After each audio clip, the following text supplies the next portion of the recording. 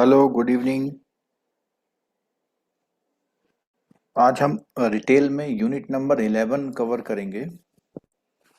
और इस यूनिट के बाद हम लोग जो मॉड्यूल सी की और यूनिट भी कवर करेंगे, जो 9:30 वाली क्लास है। और डिजिटल बैंकिंग के लिए हमने फ्राइडे और सैटरडे का दिन रखा हुआ है। तो जिन लोगों को भी वो क्लास लेनी हो तो टाइम पे अपना आ जाइएगा।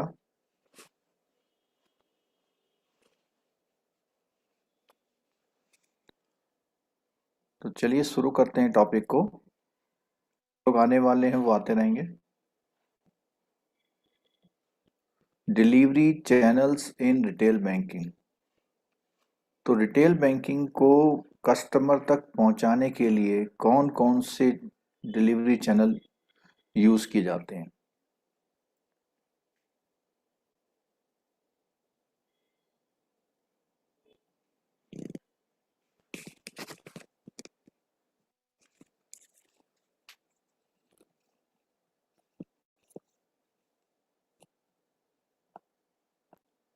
हितेश, ये टॉपिक तो हो गया था ना कल। Delivery channel. एक मिनट सर। ये तो कल हो गया था। आज नेक्स्ट टाइम टॉपिक लेंगे 12 नंबर वाला। ठीक है, कल हो गया था याला 10 के साथ ना, ये टॉपिक हो गया था। सर हो आज गया था। हम जो है, हाँ हाँ, हो गया है, उसका नेक्स्ट टॉपिक लेते हैं आज। ठीक है, 1 मिनट का समय दीजिएगा मुझको।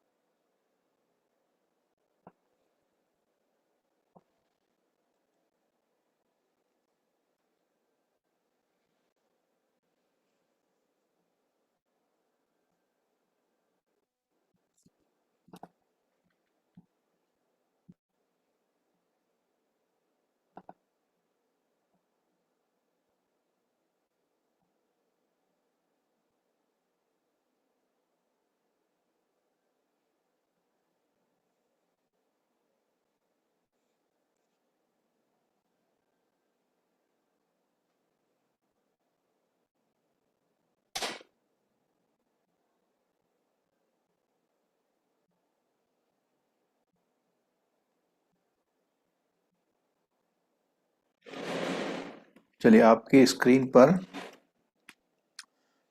यूनिट नंबर 12 है, डिलीवरी मॉडल्स। अब मॉडल से मतलब क्या होता है, कौन से तरीके से आप, क्या मॉडल है आपका, क्या क्या चीजें पॉइंट आप, किन किन पॉइंटों को आप ध्यान में रख के अपने प्रोडक्ट की डिलीवरी देते हैं पूरा आपका सिस्टम कैसा है, तो उसको एज ए मॉडल बोल देते हैं, डिलीवरी मॉडल। तो इसमें देखते हैं क्या क्या इंपॉर्टेंट है।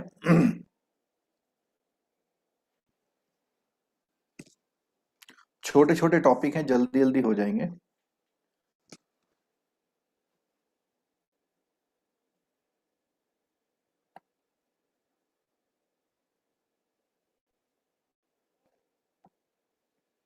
और जब भी हम इसकी बात करते हैं मॉडल की, तो हमें चैनल की बात करनी पड़ती है।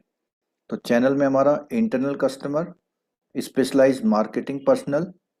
तो इंटरनल कस्टमर तो स्टाफ ऑफ द ब्रांच हुआ, ये भी आपके प्रोडक्ट को डिलीवरी करने में हेल्प करता है। फिर दूसरा स्पेशलाइज्ड मार्केटिंग पर्सनल, आपने मार्केटिंग के लिए जो पर्सनल रखे हुए हैं वो लोग। डीएसए, तो प्राइवेट बैंक आपने देखा होगा डीएसए पे ज्यादा काम करते हैं, डायरेक्ट सेलिंग एसोसिएट या एजेंट, इनके थ्रू करते हैं। सर्विस डिलीवरी या तो ब्रांच से होगी आपकी या बियॉन्ड ब्रांच होगी।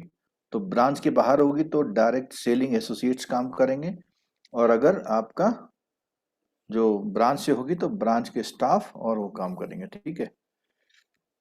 इंटरनल कस्टमर, स्टाफ को बोला गया है इंटरनल कस्टमर, स्टाफ को बोला गया इंटरनल कस्टमर। वो भी आपके कस्टमर होते हैं इंटरनल, इसलिए नहीं कि वो परचेज करते हैं। एक ऑर्गेनाइजेशन में जितना भी स्टाफ होता है वो उस ऑर्गेनाइजेशन का इंटरनल कस्टमर होता है। ठीक है। All the staff members should aim at a focused approach effectively delivery of service, but in any branch all the staff will not be same, as there is bound to be difference in the delivery quality। तो हर एक बंदा जो है आपके staff में अलग अलग तरह की डिलीवरी क्वालिटी रखता है। How to overcome this problem, the internal customer is more focus in service delivery in new private sector. तो जो नए प्राइवेट सेक्टर बैंक है उसमें उसका जो स्टाफ होता है वो अपने प्रोडक्ट को सेल करने के लिए, डिलीवर करने के लिए काफी एक्टिव होता है, जबकि जो हमारे ट्रेडिशनल बैंक्स हैं उसमें जिसको जितना काम दिया था सिर्फ उतना ही करता हो। ठीक है। For efficient service delivery staff should possess the following करें। तो एक क्वेश्चन ये आ सकता है कि इफिशिएंट डिलीवरी के लिए स्टाफ में कौन कौन से कैरेक्टरिस्टिक्स या ट्रेट्स होने चाहिए। तो क्या है सबसे पहले, understanding the customer, his income level, his financial profile, his need, his requirement of financial product and his life stage.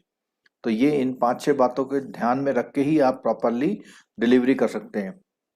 Cross selling the right product to the match their requirement. तो जैसे मान लिया कोई कार लोन लेने आया, तो car loan वाले को कौन सा प्रोडक्ट आपने क्रॉस सेल करना है। जैसे कार लोन लेने आया तो अगर उसका इंश्योरेंस नहीं तो आपने इंश्योरेंस करवा लिया। ठीक है। Post sale service follow up customer service, अब आपने लोन तो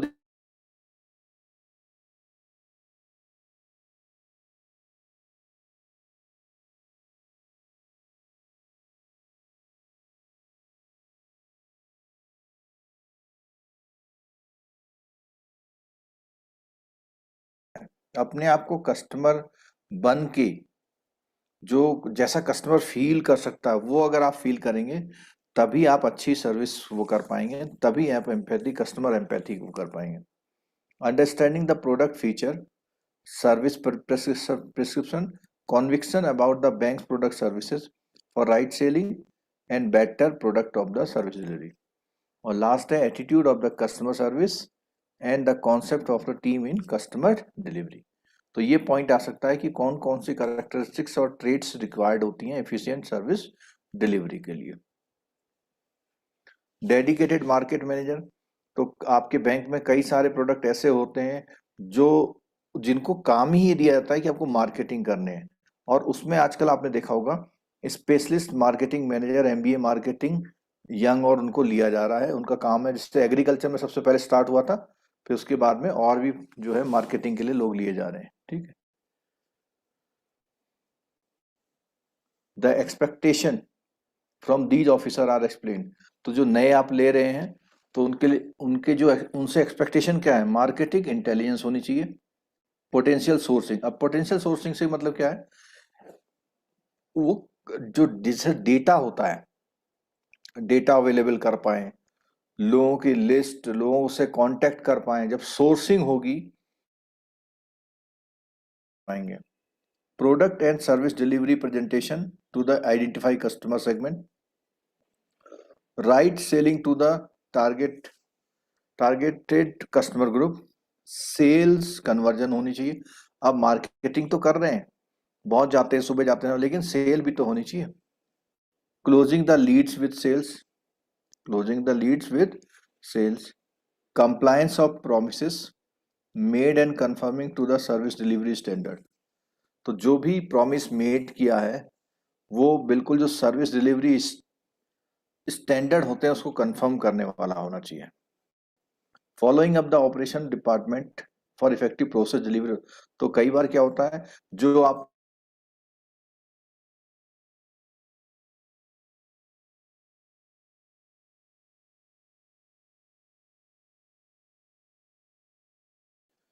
customer relationship management on a continuous basis for improving the loyalty factor as well as the additional से। तो एक तो रिलेशनशिप मैनेजमेंट करेंगे तो कस्टमर को लॉयल बना के रखेंगे, और कल को वो कोई एडिशनल सेल्स भी कर पाएंगे उसमें, ठीक है। अब आता है डायरेक्ट सेलिंग एजेंट्स, ठीक है।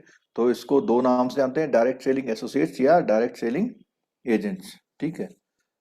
तो ये लोग क्या करते हैं, आपके प्रोडक्ट का जो है, जो जब भी किसी से डील करते हैं तो क्या करते हैं, and also complete the preliminary formalities for acquiring customer. अब प्रिलिमिनरी, मान लिया उसने कहा केवाईसी के डॉक्यूमेंट ले लिया, इनकम के डॉक्यूमेंट ले लिया, आपके पास आए कि जी कार लोन चाहिए, तो प्राइमरी डॉक्यूमेंट लेके आते हैं जिससे आप इनको अपना प्रोडक्ट सेल कर पाते हैं, ठीक है। और वो जो है, जो भी बैंक के जो ऑपरेशनल स्टाफ को जो रिक्वायरमेंट होती है डॉक्यूमेंट की, उन डॉक्यूमेंट्स को ये अरेंज कर पाते हैं, ठीक है, उनसे कांटेक्ट कर पाते हैं।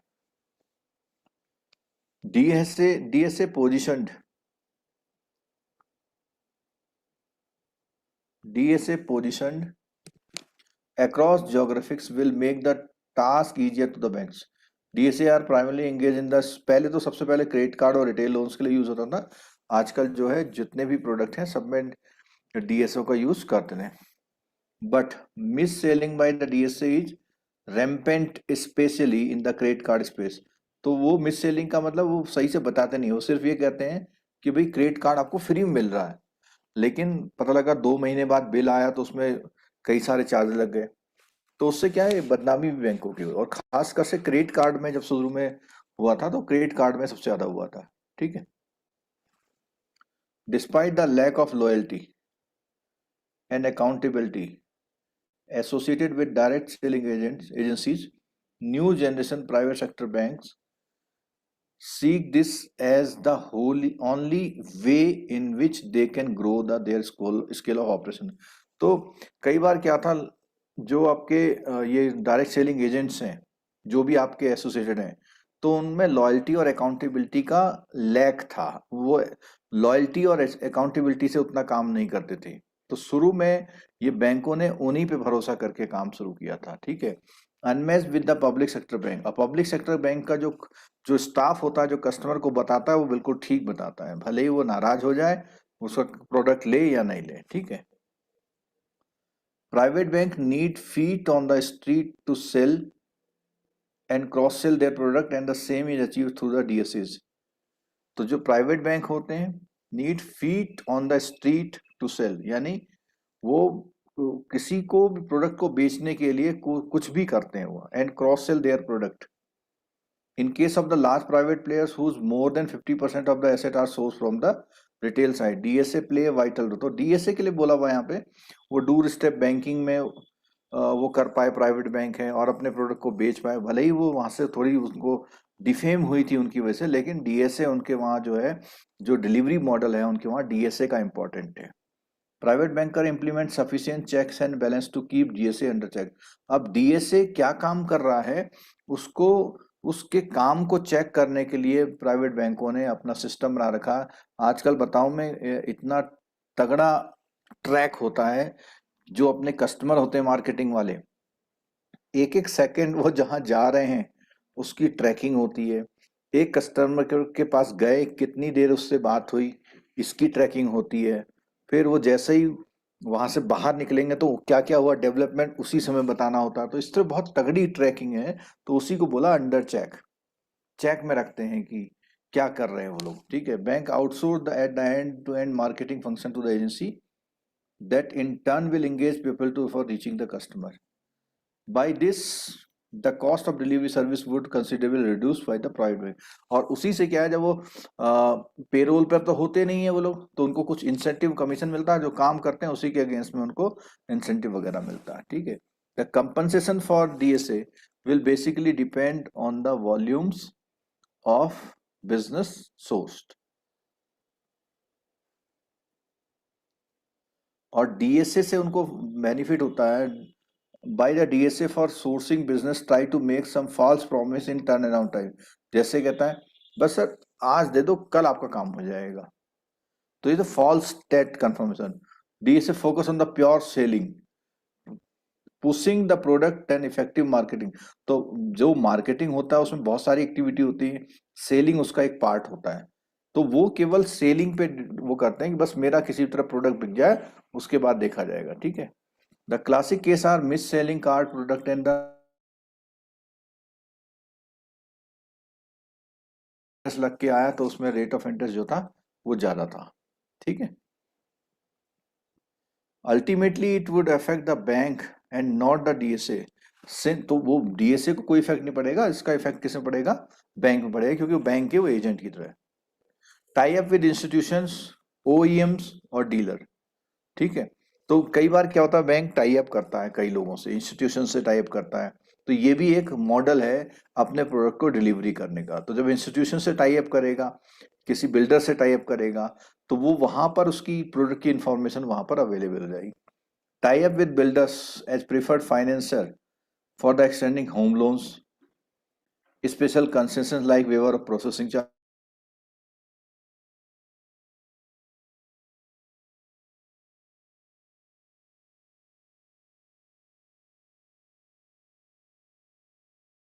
Builder in terms will refer their buyer customer to the bank for considering home loan। तो बिल्डर को अपने प्रोडक्ट बेचने, अपने हाउस बेचने, इसलिए वो बैंकों से कांटेक्ट में रहता है और अपने कस्टमर्स को वहां पर भेजता है जहां से उसे अच्छी डील मिलती है। ठीक है, they also collaborate with the builders as preferred financier and sanction loan based on the merit to the buyers and the loan process will be adjusted to the loan proceed will be adjusted to the loan extended to the builder. तो कई बार क्या होता है, ऐसे builder जिन्होंने पहले से bank से लोन ले रखा है, तो उनको उनके प्रोजेक्ट को फाइनेंस करने में बैंक हेल्प करता है, क्योंकि उन्हीं का फंड लेके उसने प्रोजेक्ट बनाया हुआ है। तो जब उन्हीं का फंड लेके पैसा बनाया हुआ, तो जैसे ही कोई उसमें से फ्लैट सेल होगा तो उसका पैसा सीधे सीधे बिल्डर के लोन अकाउंट में आता है, तो उससे बिल्डर के लोन अकाउंट जो है प्रॉपर ठीक रहते हैं। ऐसे ही बिल्डर के साथ हो गया, ऑटो डीलर के साथ कांटेक्ट है, ऑटो डीलर के साथ कांटेक्ट है, उसमें इंसेंटिव देता है कुछ बैंक, कुछ प्रोसेसिंग फी वेवर करता है। तो बिल्डर को उसको और जो डीलर होता है उसको भी बेनिफिट होता है और बैंक को भी होता है। ठीक है, जो प्राइवेट एनबीएफसीज हैं वो तो बिल्कुल जो डीलर होते हैं उनके वहां बैठे रहते हैं। अब तो बैंकों ने भी बैठना शुरू कर दिया है। But this model is under strain as manufacturers through through their financing arms. अब क्या हो गया कि जो ये वाला मॉडल है, अब इसमें जैसे आपने सुना होगा Tata motor finance, Tata motor finance, तो वो लोग अब बैंक में नहीं भेजते, वो खुद अपनी इन हाउस उनकी एनबीएफसी के थ्रू फाइनेंसिंग कर रहे हैं। तो इसमें जो है आजकल वो लोग खुद अपने उससे कर रहे हैं। ठीक है, sanctioning personal loan under tie up different institution, तो जो डिपार्टमेंट होते हैं उनसे क्या है, पर्सनल लोन के टाई अप से काम करता है। ठीक है, एजुकेशन लोन में क्या है, जो कॉलेज है उनसे भी टाई अप कर रखा है, रेपुटेटेड इंस्टीट्यूशनल एजुकेशनल इंस्टीट्यूशन उनसे, जैसे आईएम आईएम के जो एजुकेशन आईएम के जो वो है जितने भी लोन होते हैं आईएम वाले, तो उन लोन्स में वो पहले से ही टाई अप करके रखते हैं उसमें। ठीक है,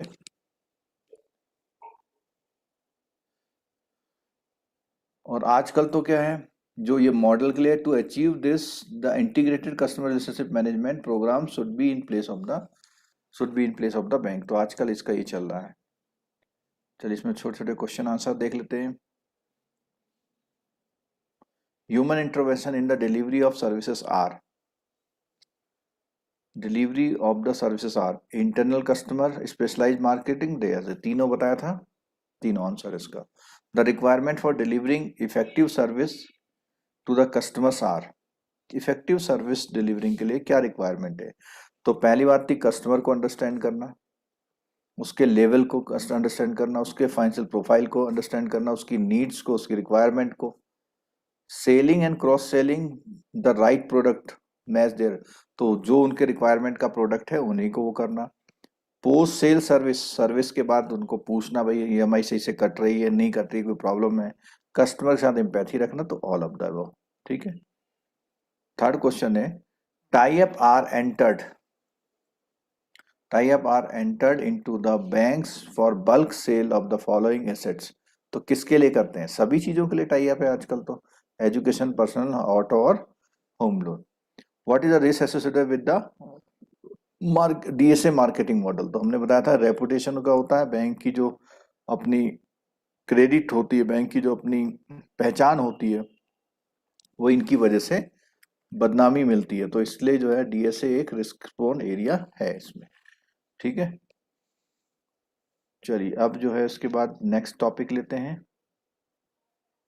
छोटे छोटे टॉपिक हैं लेकिन कुछ ना कुछ ऐसा पॉइंट निकल के आ सकता है इसमें से जो आपसे क्वेश्चन में पूछ लेगा। Customer relationship management in retail bank, तो सीआरएम की बात करी थी हमने, सीआरएम पे बैंक आजकल बहुत फोकस कर रहा है, तो वो कस्टमर रिलेशनशिप मैनेजमेंट कैसे करता है बैंक, उस पर बात करते हैं हम लोग।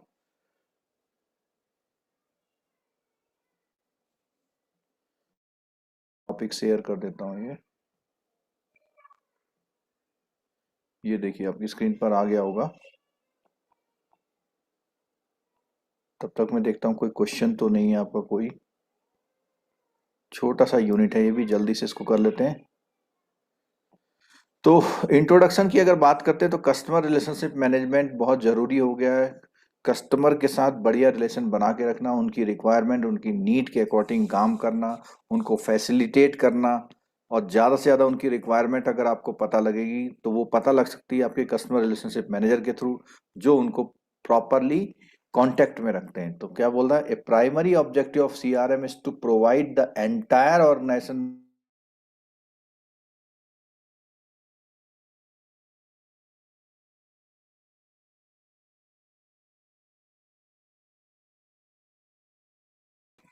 तो सीआरएम का जो ऑब्जेक्टिव है, जो 360 degree view of the customer, customer के की व्यूज क्या है, उसके उसको प्रोडक्ट कौन सा चाहिए, उसकी प्रोडक्ट में क्या कंप्लेंट आई है, सब तरह की बातें, उसकी एज क्या, उसकी इनकम क्या है, तो 360 व्यू ऑफ द कस्टमर को देखने के लिए ये CRM management. Today many business manage different customer relationship with multiple information system which weaken customer service and ultimate reduce total sales point. तो उसमें बोला उसने कि उसके पास इतने मल्टीपल इंफॉर्मेशन सिस्टम पे इकट्ठा हो जाता है। ठीक है, to realize the benefit of CRM, it is important to have the integrated solution across the all customer information system।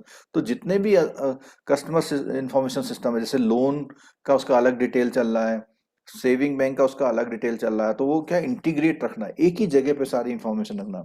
Trying tying together the front tying together the front and the front office of a complete view of the customer, तो इनको connect करके रखना।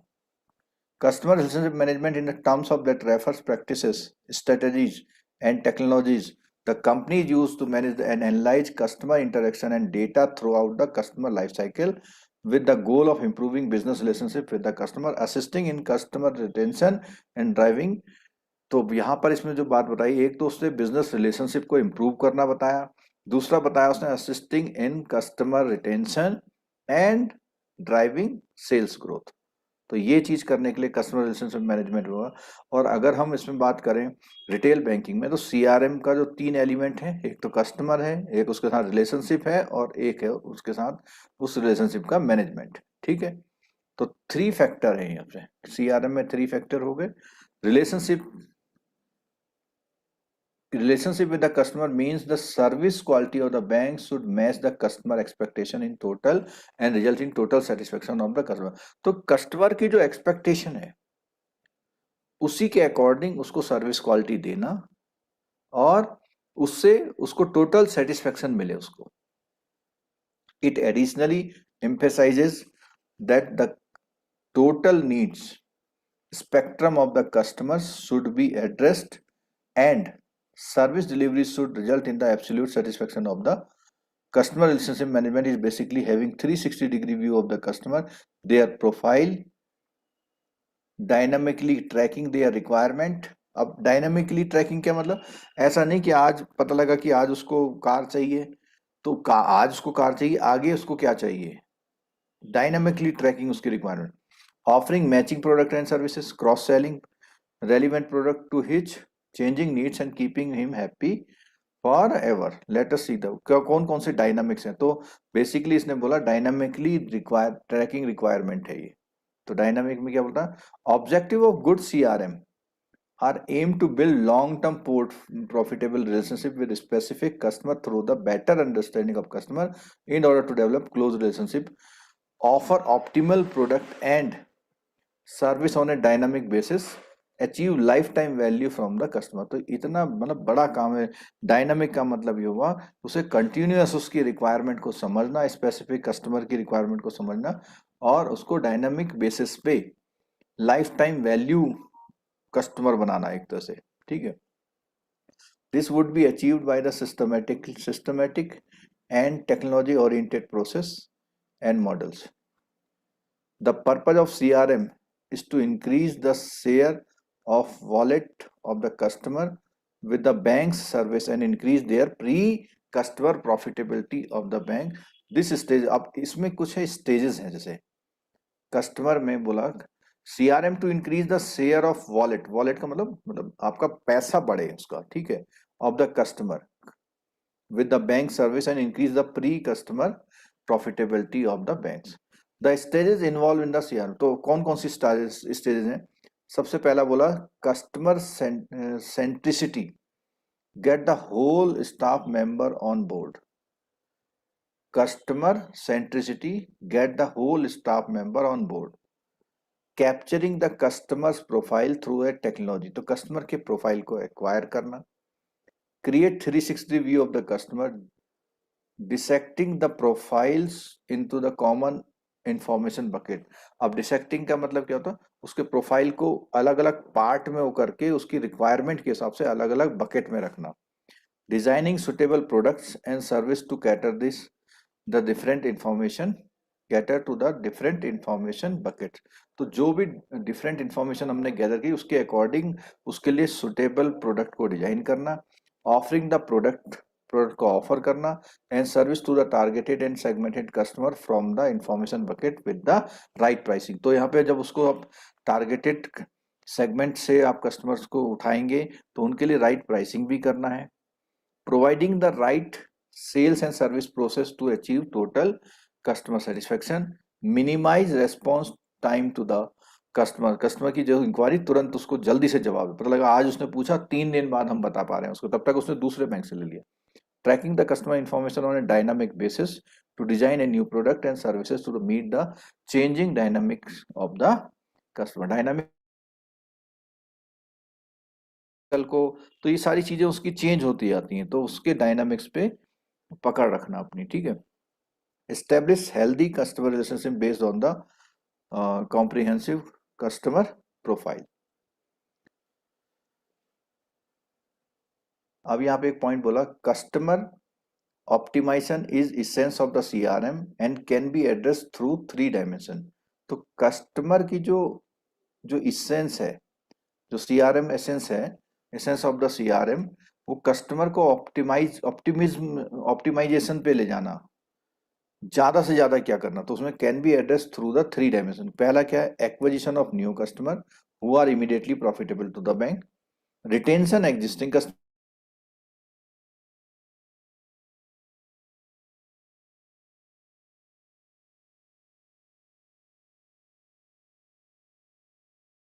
को रखना. अब acquire भी कर लिए, पुराने रखे हुए भी हैं, अब उनके साथ रिलेशन को डेवलप करना, एक्सपेंड करना.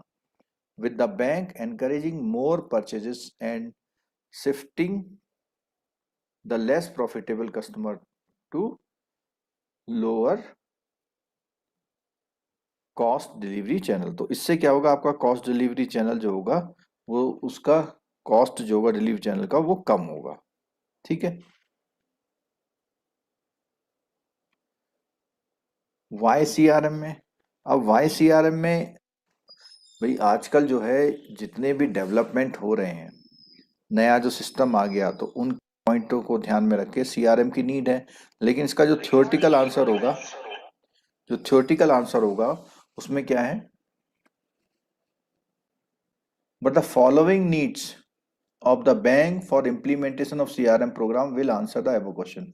तो कौन कौन से, need to increase operational efficiency होती है सीआरएम से, need to drive more value from employees होता है, increasing competition in retail banking, rising NPA हो रहा है। तो अगर आपका सीआरएम अच्छा काम करेगा तो आपके एनपीए भी ठीक होंगे, क्योंकि वो सही आपके सही कस्टमर को लेके आएगा और आपको कोई इस तरह की प्रॉब्लम जो हो रही है वो भी दूर हो जाएगी।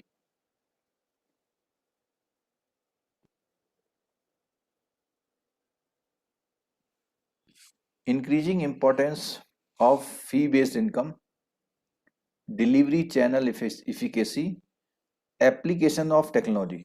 देखिए ये जितने भी जहां पर भी इस तरह के ऑप्शंस आते हैं, ये ऑप्शंस आपके एग्जामिनेशन में क्वेश्चन पेपर में आते हैं और वहां पर आप वो नहीं करते।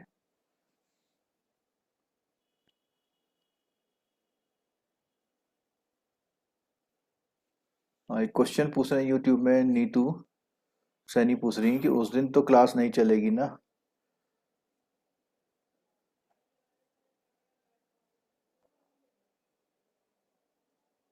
अच्छा फ्राइडे और नहीं, तो सैटरडे को एग्जाम है तो क्लास हमारी कल थर्सडे है ना। डिजिटल को हम कल और परसों कवर करेंगे, जो डिजिटल है उसको कल और परसों कवर करेंगे। और कोशिश करेंगे कवर कर लें। तो मैंने बुक मंगवा ली है डिजिटल वाली, तो उसी बुक से हम कवर करेंगे। कई लोग, आप बहुत से स्टूडेंट होंगे जिनके पास डिजिटल बैंकिंग की बुक नहीं होगी, तो उससे कुछ इंपॉर्टेंट चीजें कर लेंगे, क्या पता क्या चीज हमारे काम आ जाए। ठीक है। चलिए, तो यहाँ में वाई सीआरएम में इतने पॉइंट्स हैं, इनकी वजह से हमें सीआरएम को मेंटेन करना चाहिए। CRM is not just an option for the bank but a compulsion to achieve business synergies and optimization of resource. अब यहाँ पर रिसोर्सेज से मतलब हुआ जो कस्टमर के पास डिपॉजिट है या कस्टमर्स हैं, वो रिसोर्सेस हैं हमारे, उसको ऑप्टिमाइज करना, जो भी उनके पास है उसको इस्तेमाल करना। अगर उनके पास सरप्लस है तो डिपॉजिट एक्सेप्ट करना, अगर उनके पास लोन लेने के लिए रिक्वायरमेंट है तो उनको अडॉप्ट करना। CRM as a tool can be effectively utilized to explore new frontiers in the product development and management and improve the pre-customer profitability in addition to the building and sustainability customer loyalty and brand equity। तो अगर आपका customer के साथ आप long relationship build करते हैं, sustain customer loyalty होती है, ब्रांड इक्विटी बढ़ती है। ठीक है। अब ये जो need to increase operational efficiency जब आया था ऊपर, ये सारे पॉइंटों को उन्होंने डिस्कस किया हुआ है। तो इसमें देख लेते हैं कोई इंपॉर्टेंट बात होगी तो उसको देख लेंगे। Are basically managing operational cost for the bank in general and delivery cost in particular as applicable for retail banking. तो ऑपरेशनल एफिशिएंसी बढ़ता है, कॉस्ट कटिंग होती है आपकी। Need to drive more value from employee, तो जो employee हैं आपके, देखो, to improve employee productivity by redefining their roles to deliver services. तो अब क्या होता है, जब कोई रिलेशनशिप मैनेजर किसी कस्टमर के लिए कोई रिक्वायरमेंट लेके आता है तो आपसे बोलता है, अरे इसका जो है पेमेंट जल्दी कर देना, इसकी पासबुक जल्दी अपडेट कर देना। तो जैसे वो रिक्वायरमेंट लाएगा तो आपका जो वैल्यू एम्प्लॉय है उसकी वैल्यू जो है, more value from employee, employee से ज्यादा वैल्यू आप ले पाएंगे। ठीक है।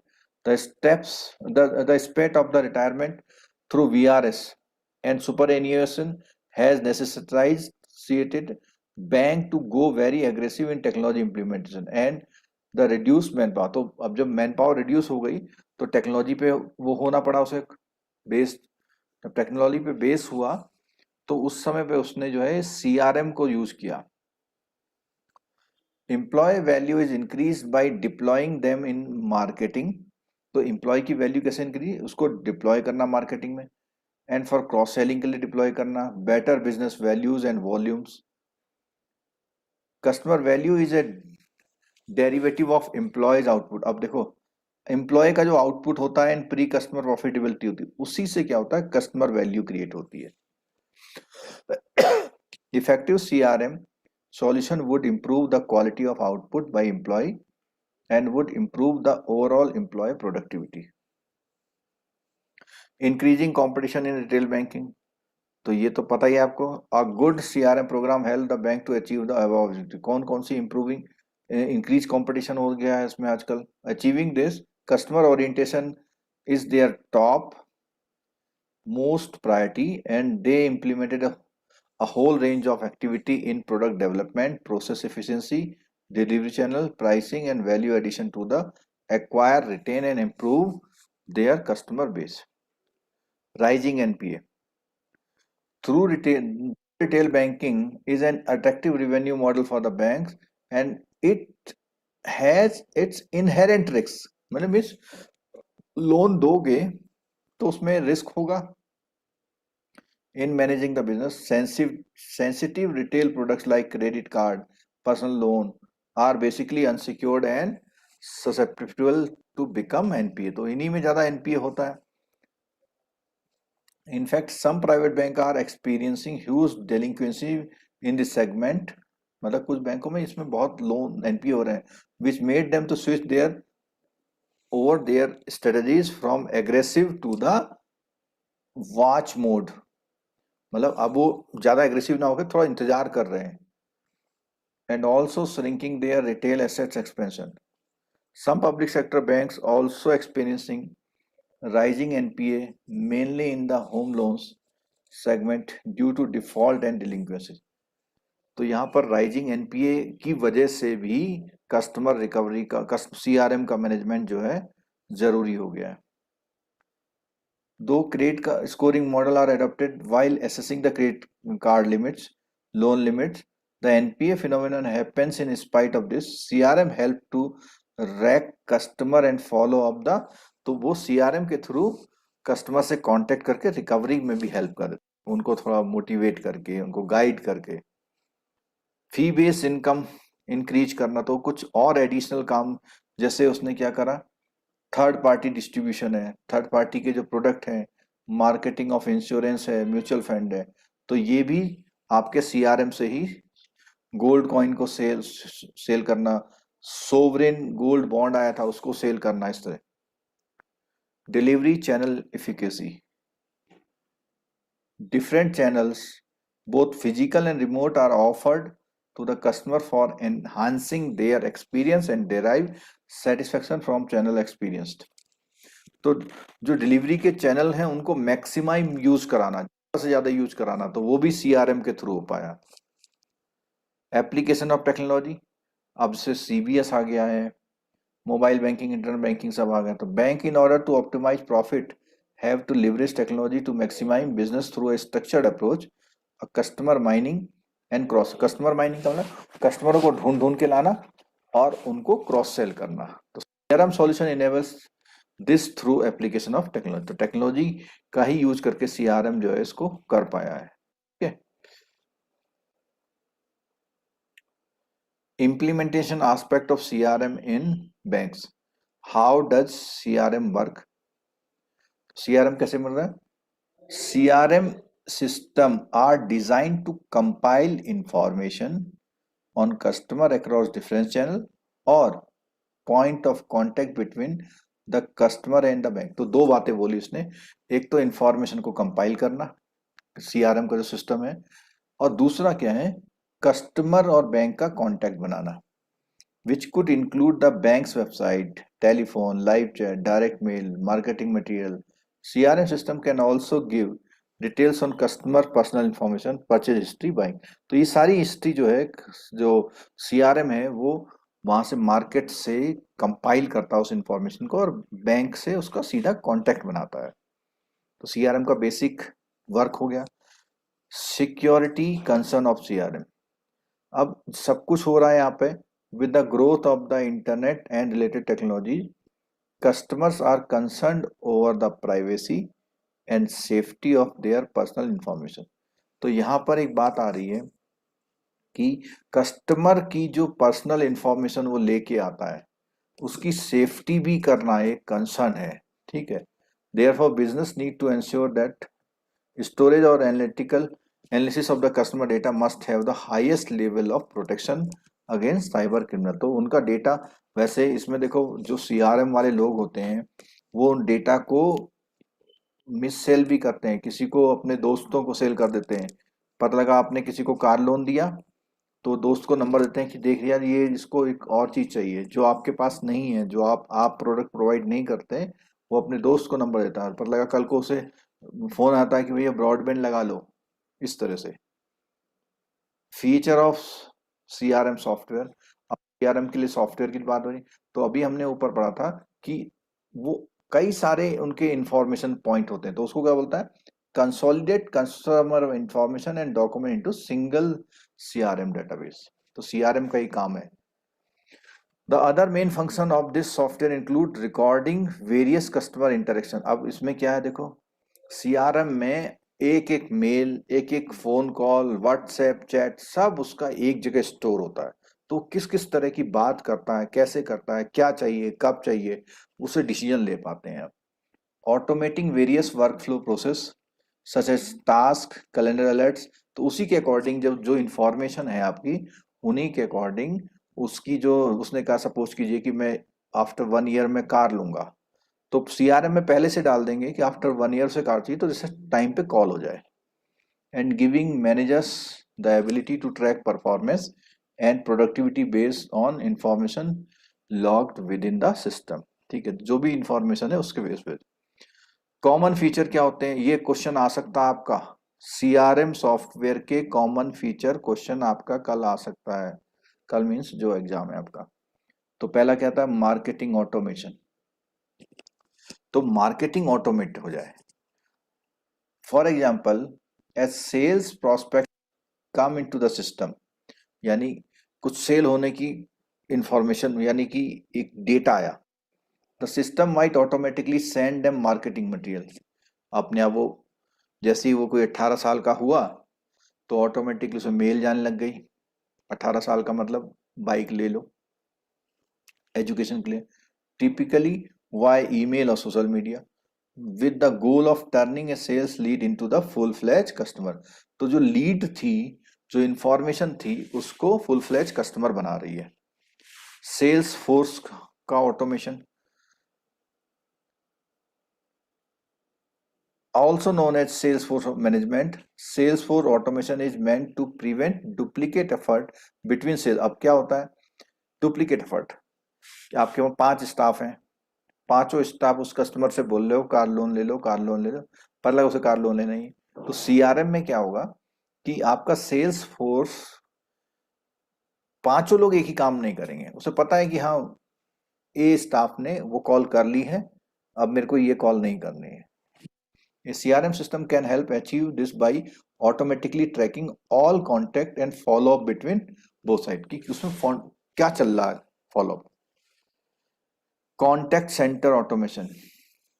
अब कॉन्टैक्ट सेंटर में जहां पे कॉल सेंटर टाइप का होता है, तो उसमें क्या होता है, design to reduce tedious aspect of contact center agent job.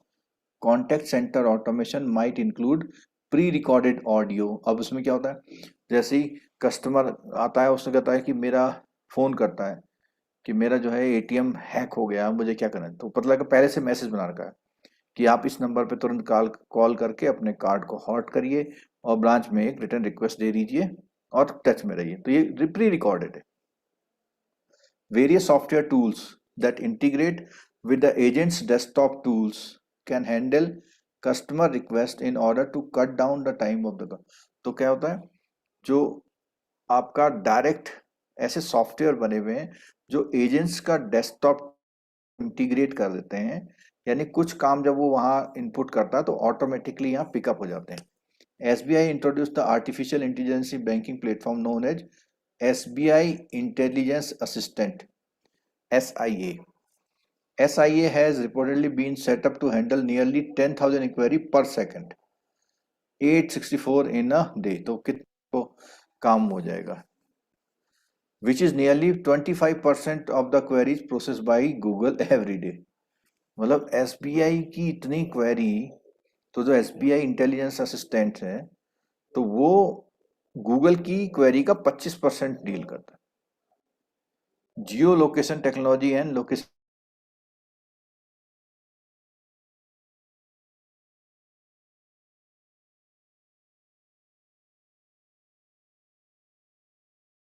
location, sometime integrating with popular location based on GPS apps. Geolocation technology can also be used for networking or contact management tool in order to find sales prospects based on location. Main component of CRM. The CRM component, the main component of CRM are building and managing customer relationship through marketing, observing relationship. अब ये देखो, one question है आपका, वो पूछेगा कि which is not the main component of CRM. तो फिर हम बात करते हैं, building and managing customer relationship एक हो गया और वो थ्रू मार्केटिंग होगा। दूसरा ऑब्जर्विंग, पहले तो बिल्ड करना, मैनेज करना, ऑब्जर्व करना as they mature through the distinct phases, managing these relationship at each and recognizing the distribution of value of relationship form is not homogeneous. तो ये जो चार बातें हैं ये उसका मेन कंपोनेंट में है, ठीक है। When building and managing customer relationship through marketing, bank might benefit from using of variety of tools to help organizational design, incentive scheme, customer structure and more to optimize the reach of its marketing campaign. तो जो उसका marketing campaign है उस marketing campaign को optimise तरीके से reach कर उसमें। Through the acknowledgement of the distinct faces of the CRM, businesses will be able to benefit from seeing the interaction of multiple relationship as connected transaction.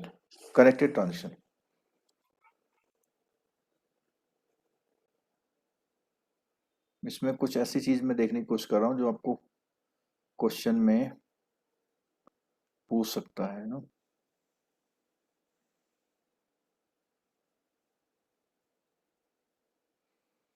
Implementation process of CRM in bank.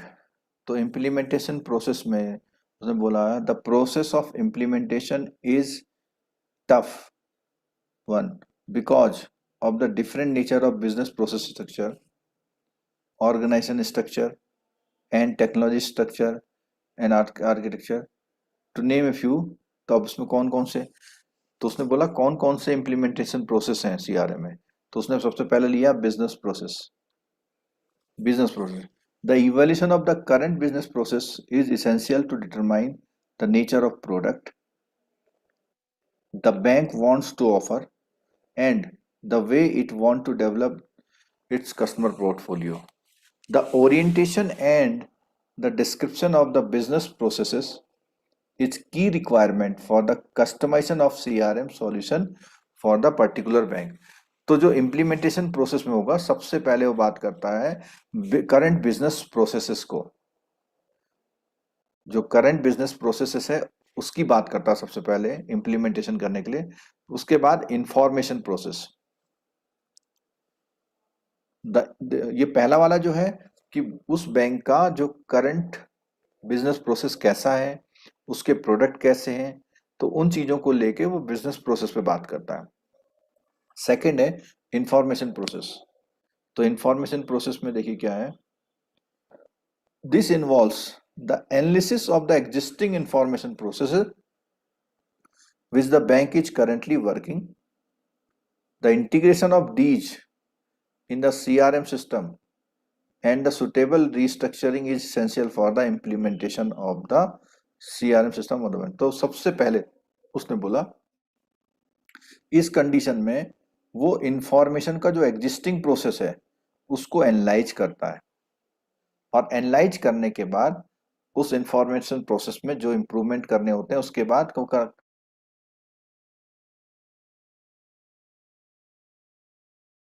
In such a manner that a new system should get the improve. तो जो भी नया system लाएगा वो उसमें वो जो improvement होने चाहिए। अब देखो इसमें एक फ्लो चार्ट दिया हुआ है। तो वर्बल कम्युनिकेशन से कुछ डेटा आएगा, इंटरनेट से कुछ डेटा आएगा, ईमेल से, एडवर्टीजमेंट से आएगा, टेलीफोन मार्केटिंग से आएगा। तो वो एप्रोप्रिएट डेटा क्लासिफिकेशन है। उसके बाद the composition and insertion of data into organization database. तो ये जो भी डेटा आ रहा है इस डेटा को यहाँ पे इकट्ठा करना। Collection of analysis of data, तो ये जो एनालिसिस करने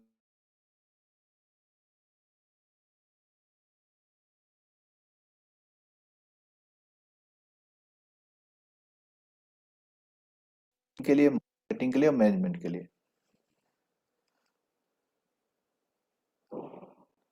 थर्ड इसमें है information system. Retail bank have their own legacy system and IT infrastructure built during the evolution of IT of their bank. The existing information infrastructure of the bank needs to be analyzed and the implementation of CRM infrastructure accordingly customized. The focus has to be reinforced rather than the removed. तो वो ये कह रहा है कि उसको बदलना नहीं है, उसको reinforce करना है इंफॉर्मेशन सिस्टम को। इंटरनल ऑर्गेनाइजेशन कल्चर, जब भी आप कोई CRM इम्प्लीमेंट करते हैं तो उसमें ये भी एक इम्पॉर्टेंट पॉइंट है, इंटरनल ऑर्गेनाइजेशन का कल्चर कैसा है, इसको भी आपको इंटीग्रेट करना है। The integration of the system is only one dimension for successful implementation and there is another important dimension. The bank system have to get with organizational change. The success of CRM implementation lie on the homogenization of the same in the organization system and responsive to the organization to it to develop the particular customer relationship that CRM promises. Implementation stages, अब यहां से question आ सकते हैं। ये जितने part दिख रहे हैं ना, जितने भी हेडिंग्स है, या तो सीक्वेंस है या इनके पार्ट्स है। जैसे अभी हमने पढ़ा implementation process, business process, information process और इंफॉर्मेशन सिस्टम और ऑर्गेनाइजेशन कल्चर प्रोसेस का था वो इम्प्लीमेंटेशन प्रोसेस। अब यह है इम्प्लीमेंटेशन की स्टेज कौन कौन सी है। सबसे पहले इम्प्लीमेंटेशन की स्टेज आइडेंटिफिकेशन ऑफ कस्टमर। सबसे पहले आप आइडेंटिफाई करिए, ठीक है। Starting point for the implementation CRM is the customer क्या है आपके, उनको आइडेंटिफाई करिए, ठीक है। उनको based on their product avail on the focus of the bank categorize करना है आपको। उसके बाद क्लासिफाई करना है। आपने आइडेंटिफाई कर लिए, सबके बारे में पता लगा लिया, अब उसको क्लासिफाई करो। डेटा जो कंपाइल किया हुआ, classification customer with different perspective, focus and attention has to be done. The nature of interaction bank has to have with the above information depending on the profitability and the size of the account। तो आपने क्या करा, उसको classify करना उन data जो आपने collect किया उसके। Interaction with the most valued customer, जो मोस्ट वैल्यूड कस्टमर है उनसे इंटरेक्शन करना, ठीक है, क्योंकि मोस्ट वैल्यूड कस्टमर ही आपको आगे फ्यूचर में वो करेंगे। Specific campaign can be structure to meet specific customer segment based on the 360 degree information about the customer. Customization of bank product and service. अब यहाँ पे जब आप देखो, इसको फिर से देखते हैं इसमें। सबसे पहले कस्टमर को आइडेंटिफाई करना, कस्टमर को क्लासिफाई करना, उसके बाद मोस्ट वैल्यूड कस्टमर से इंटरेक्ट करना, उसके बाद अपने प्रोडक्ट को कस्टमाइज करना, ठीक है। And service for the customise for banks product and service for the different customer segment. कुछ जो कमियां हैं या कुछ और नया टेक्नोलॉजी आ गया, नया चीज आ गया, तो उसका selection of media mix and customer interaction point backed by the customer past usage data and intention forecast. The product manager can design mass customized product for each of the target segment and launched campaign. तो अलग अलग target के हिसाब से वो campaign को launch करता है, ठीक है। This will complete the CRM implementation process. तो ये 4 पॉइंट हो गए। सबसे पहला हो गया आपका आइडेंटिफिकेशन, क्लासिफिकेशन और interaction with the most valued, और उसके बाद अपने प्रोडक्ट सर्विस को डिफरेंट कस्टमर के अकॉर्डिंग कस्टमाइज करना। बेनिफिट है, बहुत कॉमन से बेनिफिट है, अगर आपका क्वेश्चंस आएगा तो आप इसको वो कर लोगे इसमें।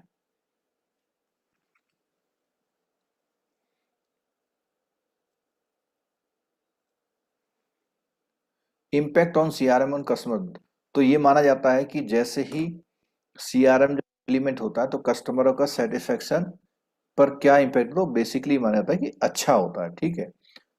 The bank are able to customize their offering for each customer, तो ये एक बेनिफिट है।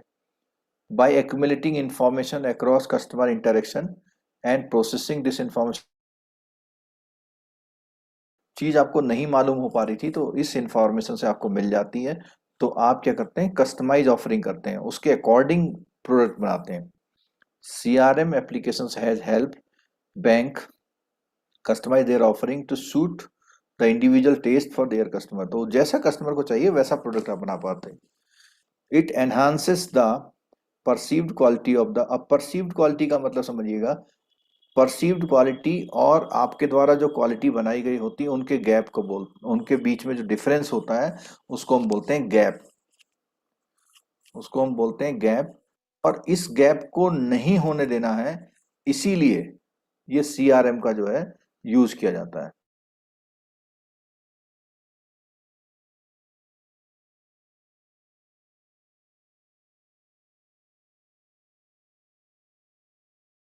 CRM. Many banks have implemented training program to train employees to recognize and effectively create strong customer brand relationship. Employee have also been trained in social psychology, जैसे Maslow की hierarchy में थी ना psychology, and social science कि customer से strong relationship कैसे maintain करें। Customer service representative must be educated to customer relation, तो उनको सब तरह की ट्रेनिंग देना पॉइंट है, ठीक है। Reviewing process and designing the new processes, reviewing process and designing new processes. Bank that do not have well design and logical process can not be successful in achieving their goals. They should define their business goal and evaluate the CRM process to improve and expand to fit their needs. Applying new technologies is also helpful because using CRM system requires change in infrastructure of the organization. तो इस तरह से ये CRM वाला topic हमारा पूरा होता है। इसे क्वेश्चन देख लेते हैं बस जरा। वाई CRM, पहले कई बार क्वेश्चन आ गया, तो इसमें कोई ऐसा पॉइंट है कि जिसकी जरूरत नहीं है? CRM क्यों चाहिए? Need to increase operational efficiency, बिल्कुल है, हमने पढ़ा था कि सीआरएम से ऑपरेशनल एफिशिएंसी बढ़ जाती है। The increasing competition in retail banking, retail banking में जो इंक्रीजिंग कंपटीशन हुआ उसको करने के लिए। इंक्रीजिंग इंपॉर्टेंस फी बेस्ड इनकम, बिल्कुल। Delivery channel efficacy and application of technology, तो चारों इसके आंसर हैं। Stages involve in CR initiative, तो स्टेज देख मैंने कहा था ना क्वेश्चन आ जाएगा। तो सबसे पहले क्या है, customer capturing the customer profile and dissecting the profile, मैंने बोला था ना डिसेक्टिंग वाला, उसको उसके कई एंगल से उसको टुकड़ों में कर लेना। Designing suitable products and services to cater the different information bucket, तो जो उसने इंफॉर्मेशन बकेट बनाई है उसके अकॉर्डिंग प्रोडक्ट बनाना। Offering the product and services to the targeted segmented customer from the information bucket with the right pricing and providing the right sale, तो वो सही उसके लिए अकॉर्डिंग प्रोडक्ट बनाना, राइट सेल्स करना, राइट प्राइसिंग करना। Tracking the customer information on dynamic basis, तो ये बात ध्यान रखना है इसमें हमेशा, सीआरएम जो है एक डायनामिक प्रोसेस है, ठीक है। ऑल ऑफ द आंसर हो जाएगा, ठीक है। Benefit of CRM, customer satisfaction improve होता है। Help the bank to derive increase share on the wallet, बिल्कुल, कस्टमर के वॉलेट का ज्यादातर हिस्सा आपके कब्जे में आता है। Help the understand customer life time value, help to manage multi delivery channel in a better way, तो ये भी आंसर होगा all of the way. Why does customer relationship management deal with retail bank, retail banking क्यों है? Storing client data and understanding the client requirement, ये point था हमारा। Establishing close personal relationship with the customer, ठीक है, बिल्कुल। Keeping in touch with customers to ensure their need are understood, वो क्या चाहता है वो आपको पता लग जाए, ये है। फ्रेंडली बिहेवियर विद क्लाइंट्स, ठीक है। तो ये क्या है, customer CRM deal with the retail banking में ये चीजें डील करता है, ठीक है, फोर्थ का ही आंसर है, ठीक है। तो ये हमारा ये टॉपिक भी पूरा हो गया है। क्लास में बहुत कम लोग हैं, हो सकता है वो अपनी पढ़ाई कर रहे हो, कोई बात नहीं, अगर आप सेल्फ पढ़ाई कर रहे हैं तो अच्छी बात है, और अगर सेल्फ पढ़ाई नहीं कर रहे हैं तो बहुत ही गलत बात है।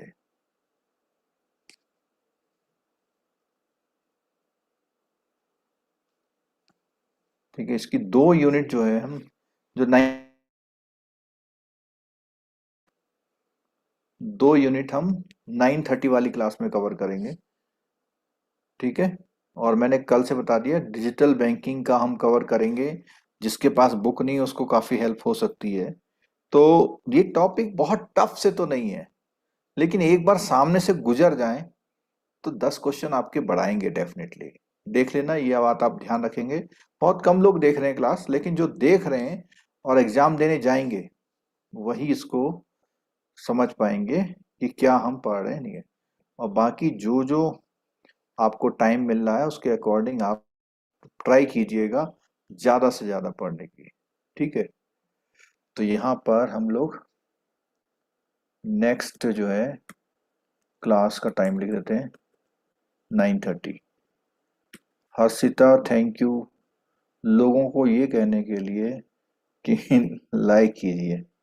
देखिए ये टॉप जो है एग्जाम पॉइंट टाइम पर हो रहे हैं, तो बहुत बहुत तेजी तेजी से, बहुत ज्यादा एक्सप्लेनेटरी मोड पे नहीं जा पा रहे हम, ठीक है, बस कोई पॉइंट है याद आ जाए आपको, ठीक है। 9:30 पे यूनिट 14 और 15 कवर कर लेंगे, ठीक है, यूनिट 14 और 15 हम कवर कर लेंगे, क्लियर।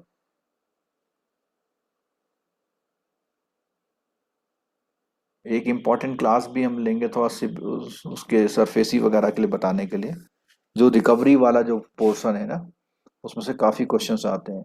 और अगर आपको टाइम मिले तो मेरा जो है डीआरटी और सरफेसी का जो वीडियो है जरूर देख लीजिएगा, बहुत सारी चीजें, कम से कम 10 क्वेश्चन मिलेंगे रिकवरी रिकवरी में से, क्योंकि रिटेल बैंकिंग में रिटेल प्रोडक्ट हैं तो उनकी रिकवरी का भी पॉइंट बनता है, ठीक है। थैंक यू, मिलते हैं फिर हैं।